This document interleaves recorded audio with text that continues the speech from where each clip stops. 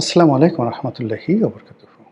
সম্মানিত দর্শক, কেমন আছেন আমাদের ডক্টর মোহাম্মদ ইউনূস, কিংবদন্তির অর্থনীতিবিদ, শান্তির নোবেল বিজেতা, অন্তর্বর্তীকালীন সরকারের প্রধান উপদেষ্টা, হিলারি ক্লিন্টনের বন্ধু, বিল ক্লিন্টনের বন্ধু, পশ্চিমাদের চোখের মণি, কলিজার টুকরা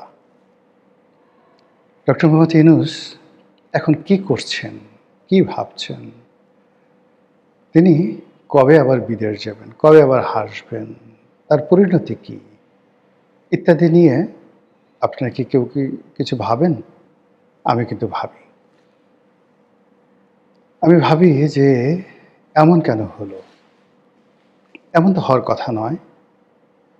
আমরা তো তাকে ৫০ বছর রেখে দিতে চেয়েছিলাম কেউ। আমরা তো তাকে ৫ বছর রেখে দিতে চেয়েছিলাম অনেকে। আর নিদেন পক্ষে রাজনৈতিক দলগুলো তো ধরেই নিয়েছিল যে তিনি যেহেতু এসছেন ৩ থেকে ৪ বছর থাকবেন, রাজনীতির একটা ব্যালেন্স আসবে, তারপর ভালো একটা নির্বাচন হবে, সবাই আসবে। কিন্তু এ কী হলো? কিসের অভিশাপ? কিসের বদদোয়া? এটা কি গ্রামীণ ব্যাংকের সেই অসহায় দরিদ্র মানুষগুলো যারা ঋণের কিস্তি পরিশোধ করতে গিয়ে ভিটেমাটি খুইয়েছেন?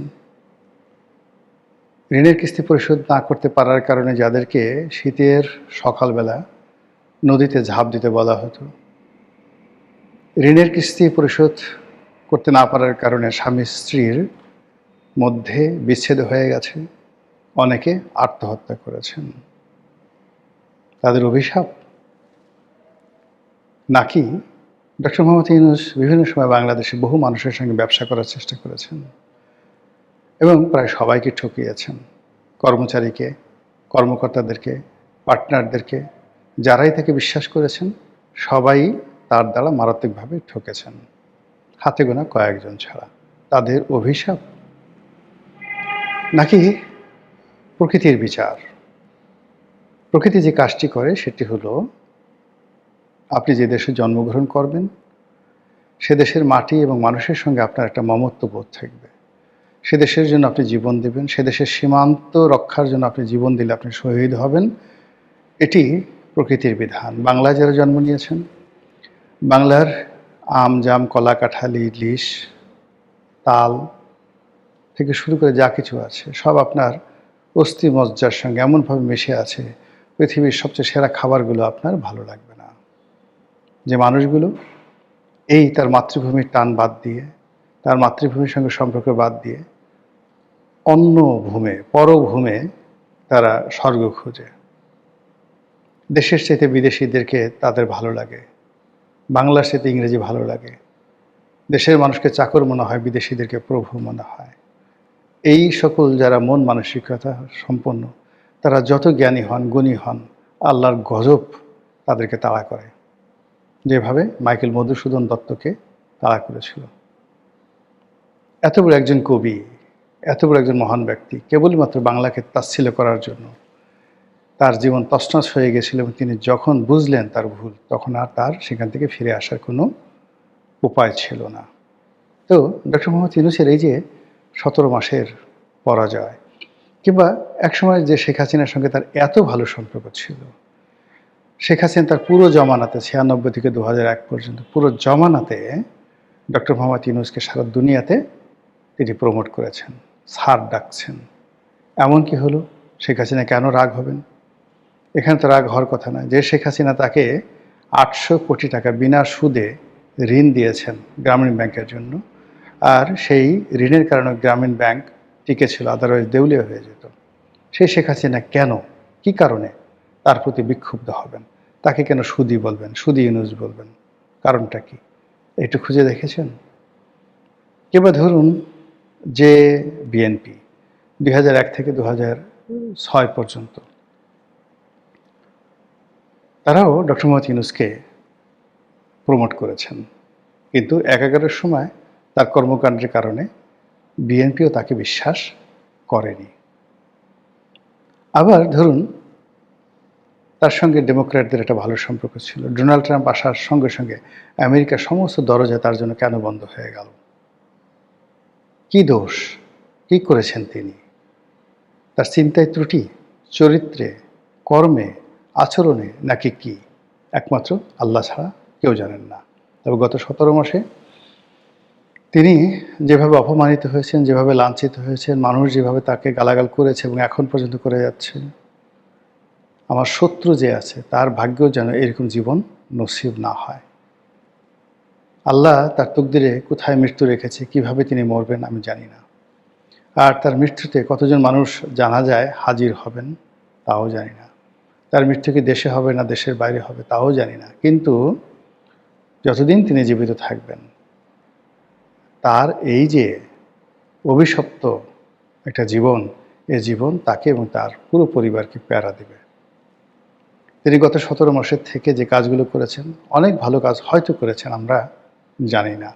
কিন্তু তার মন্দ কাজগুলো যেভাবে ব্র্যান্ডিং হয়েছে, তিনি তার গ্রামীণ ব্যাংকের জন্য, গ্রামীণ ফোনের জন্য, তার নিজের জন্য, তার নিজের পরিবারের জন্য, তার ভাই, ভাতিজা, স্ত্রী, কন্যা সকলের জন্য যা কিছু করেছেন, সব মানুষ নির্বিচারে নিন্দা করেছে।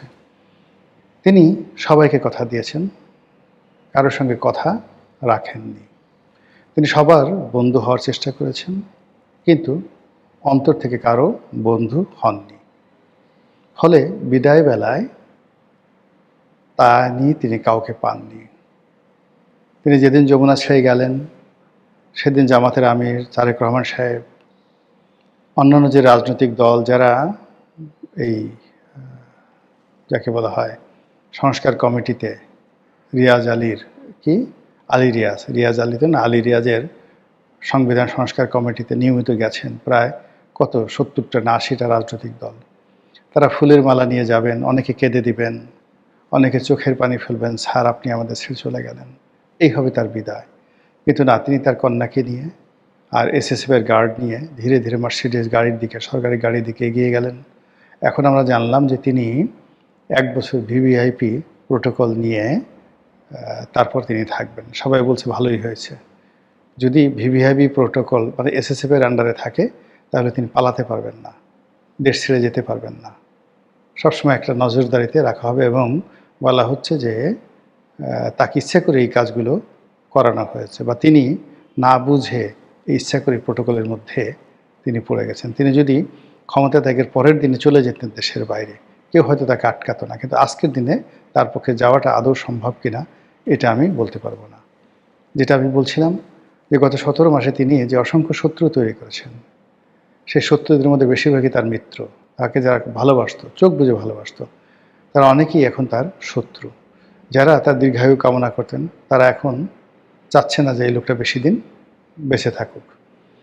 তারপর অনেকে চাচ্ছেন যে তিনি একটু জেলে যান, তার একটু হাতকড়া পরানো হোক, তার বিরুদ্ধে মামলা হোক, মোকদ্দমা হোক।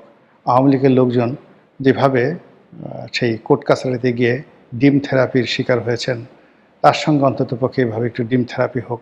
অ্যাটলিস্ট মুরগির ডিম শক্ত বা হাঁসের ডিম শক্ত, সেগুলো পরিবর্তে যদি কোয়েল পাখির ডিমও মোটামুটি দেওয়া হয় তাকে, কিছু লোক আছেন যারা খুব খুশি হবেন, হাসবেন, ওরে জোরে হাসাহাসি করবেন। এটাই বাস্তবতা। এখন সেই লোকটি কেমন আছেন আমরা জানি না, তবে নিশ্চিত যে দিল্লি তাকে ছাড়বে না, কোনো অবস্থাতে দিল্লি তাকে ছাড়বে না। আওয়ামী লীগের কথা বাদ দেন, আওয়ামী লীগ একটা মানে নিজেরাই এখন বিপদগ্রস্ত, আগামীতে কাদের কি বিপদে করবেন সেটা পরের ব্যাপার। কিন্তু দিল্লি তো একটা রাষ্ট্র, নরেন্দ্র মোদী যে ম্যান। এবং এই পৃথিবীতে গত নরেন্দ্র মোদী 2014 থেকে এই পর্যন্ত পৃথিবীর অনেকগুলো যে গ্লোবাল ডিসিশন, সেই গ্লোবাল ডিসিশন গ্রহণের ক্ষেত্রে বা গ্লোবাল ডিসিশন রহিত করার ক্ষেত্রে যে নরেন্দ্র মোদীর গুরুত্বপূর্ণ ভূমিকা ছিল, তিনি ডক্টর মোহাম্মদ ইউনূস দ্বারা গত 17 মাসে যে নির্যাতিত হয়েছেন, নিপীড়িত হয়েছেন, অপমানিত হয়েছেন, লাঞ্ছিত হয়েছেন, যাকে রীতিমতো চু-লিং পং করে দেওয়া হয়েছে সরকারের পক্ষ থেকে। এখন এই চু-লিং পং নাকি যাকে বলা হয় খুব ভালো একটি বাংলা ভাষা, ভালো কথা। এখন এই বাংলা ভাষাটাকে যদি জনাব নরেন্দ্র মোদী তিনি ডক্টর মোহাম্মদ ইউনূসের জন্য গলার মালা করে তার গলায় ঝুলিয়ে দেন, তার পোশাক বানিয়ে দেন এটা দিয়ে, এই শব্দ দিয়ে সারা শরীরে শুধু এগুলো লেখা থাকবে। রুদ্রাক্ষের মালার উপর চু লিং পং লিখে তার গলায় বিরাট একটা মালা ঝুলিয়ে দেন, হাতে এরকম একটা মালা ঝুলিয়ে দেন যে সারাদিন আপনি ওইটা বলেন, ইয়া মবু ইয়া মবু ইয়া চু লিং পং। মানে চু লিং পং মানে সুদ লিং পং, বাট আমি একটু ভদ্র করে চু লিং পং বলছি আর কি। তো এটা আপনি জব করতে থাকেন, বিকজ এই আপনি বাংলাদেশে কিছু গত 17 মাসে দিতে পারছেন আর না পারছেন, কিন্তু মব এবং এই সুদ লিংপং এই দুটো শব্দ আপনি জাতিকে উপহার দিয়েছেন, এমনভাবে শিখিয়ে দিয়েছেন জাতি আর কোনোদিন ভুলবে না। তো যেটা বলছিলাম যে বর্তমান সরকারের উপর তো আপনারা সবাই জানেন নিশ্চিত আমেরিকার একটা প্রভাব আছে, ভারতের একটা প্রভাব আছে। ভারতের গ্রিন সিগন্যাল ছাড়া, আমেরিকার গ্রিন সিগন্যাল ছাড়া বাংলাদেশে কোনো কিছু ঘটেনি এই গত সেই কয়েক মাসে। তো তাই যদি হয় সেক্ষেত্রে ডক্টর মোহাম্মদ ইউনূসকে কি সহজে ছেড়ে দেওয়া হবে? আল্লাহ জানেন। অথবা তার বিরুদ্ধে কি নতুন করে দুর্নীতির মামলা হবে? তার উপদেষ্টাদের বিরুদ্ধে মামলা করার জন্য তোড়জোড় হচ্ছে। সমস্ত উপদেষ্টারা ত্রাহি ত্রাহি করছে, কেউ আন্দোলনের হুমকি দিচ্ছে, কেউ গণ অভ্যুত্থানের হুমকি দিচ্ছে, কেউ বলছে বিদেশে পালিয়ে যাওয়ার যেতে পারতাম কিন্তু না গেছি, কেউ ব্যাংক হিসাব দাখিল করছে, কেউ বলছে আমি চোর না, আমি দুর্নীতিবাজ না, আমি জীবনে কোনো দিন দুর্নীতি করি নাই, আমি কোনো দিন মানে কী বলবো কোনো দুর্নীতি করি নাই, 1 টাকারও দুর্নীতি করে নাই।